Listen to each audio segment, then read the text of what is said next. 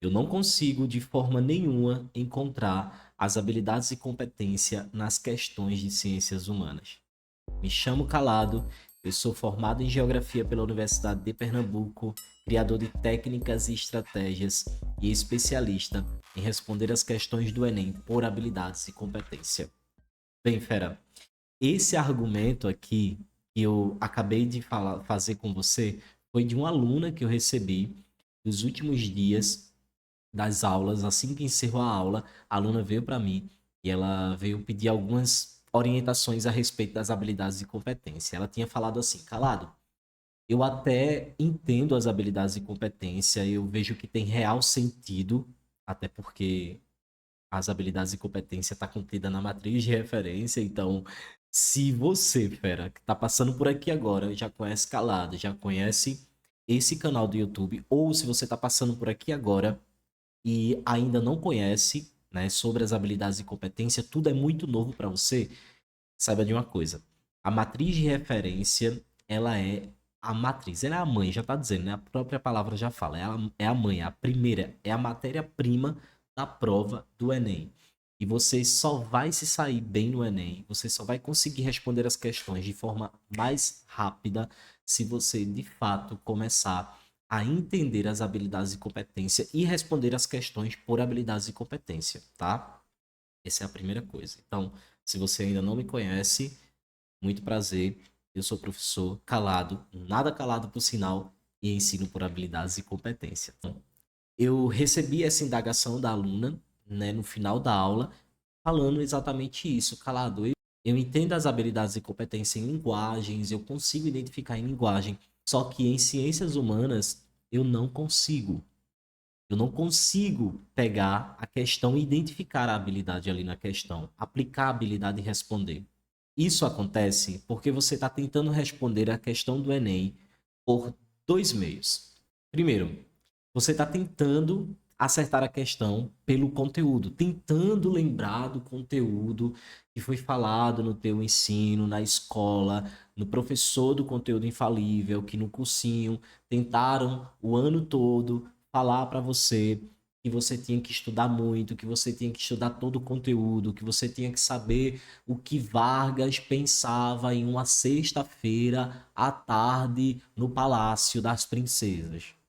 Não, não é o conteúdo infalível que vai te salvar na hora do Enem, tá?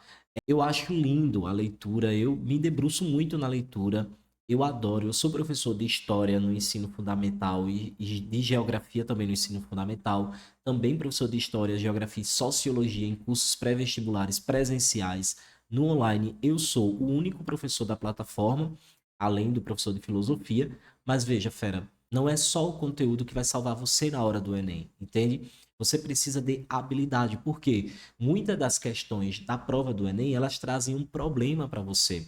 E você precisa ter a habilidade de dar argumentos para aquele problema, para você resolver aqueles problemas que está aparecendo ali nas questões. Eu sempre gosto de comparar isso aqui, fazer uma analogia com a redação. A redação do Enem sempre cobra um problema e você tem que argumentar sobre aquele problema, ou seja, você tem que dar uma solução para aquilo.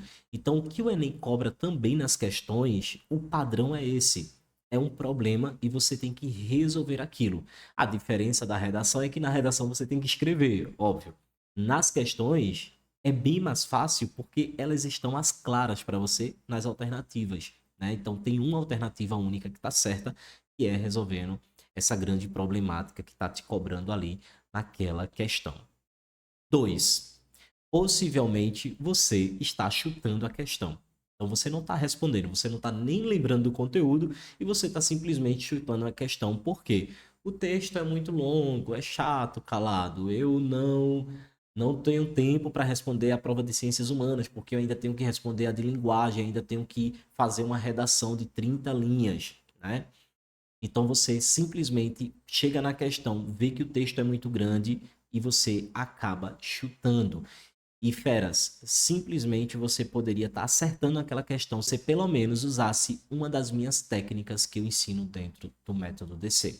Se eu tivesse que falar para você hoje, sincero assim, sendo o mais sincero, Essa conversa está sendo bem mais próxima do que os outros vídeos, porque eu decidi tentar vir bem natural possível, assim, falar para você.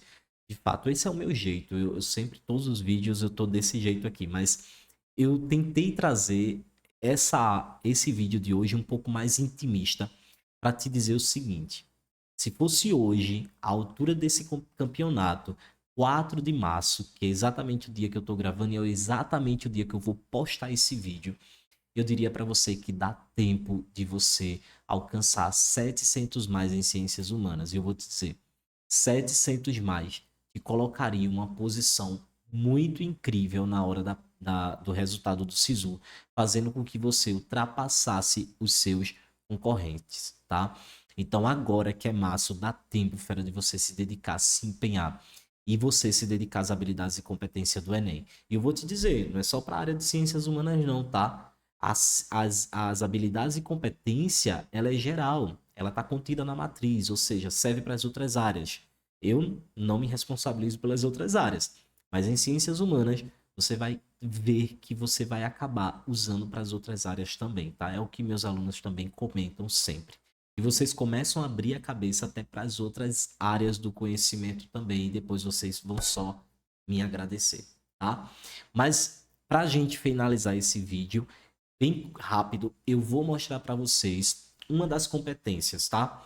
Para que vocês comecem agora a treinar a partir de hoje, quando vocês pegarem uma questão, para vocês saírem desse conteúdo infalível, dessa selva Enem, e vocês começarem a aplicar as habilidades e competências e responder as questões.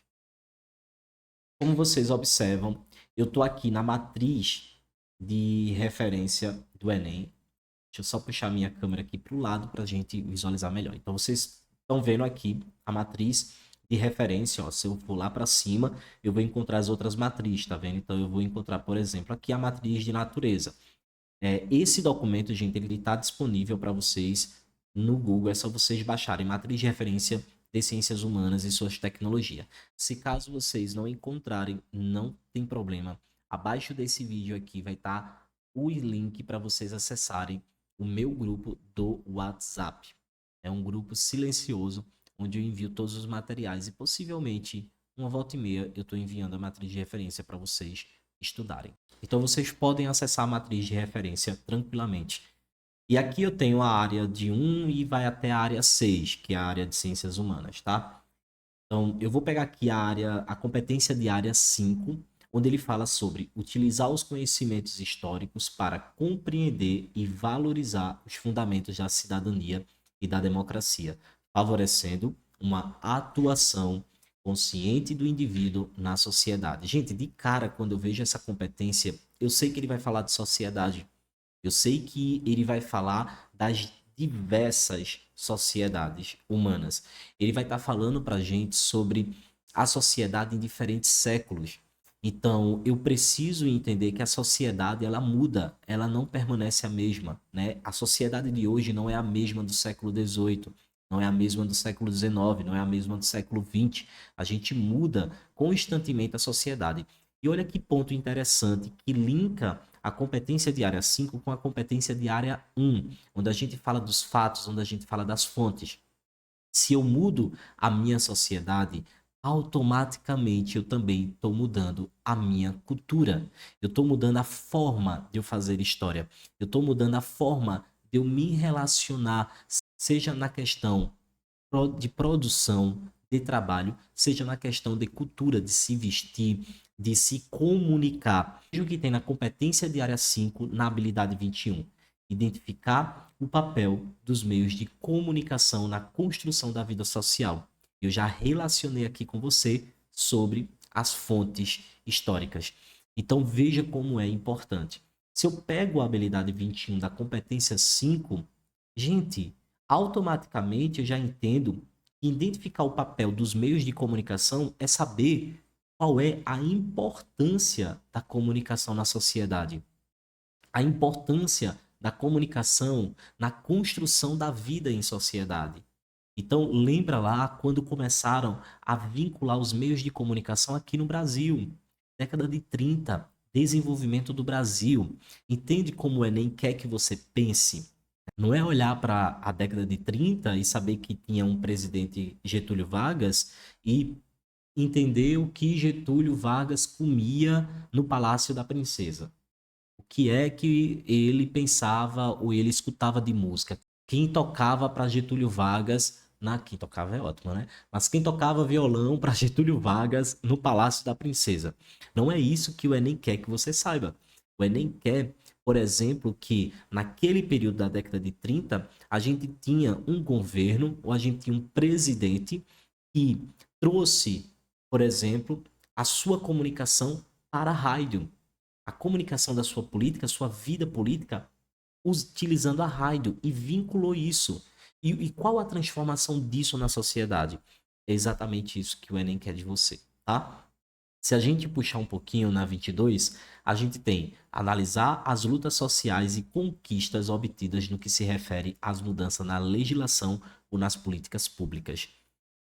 Gente, analisar as lutas sociais e as conquistas obtidas no que se refere às mudanças dentro da própria legislação.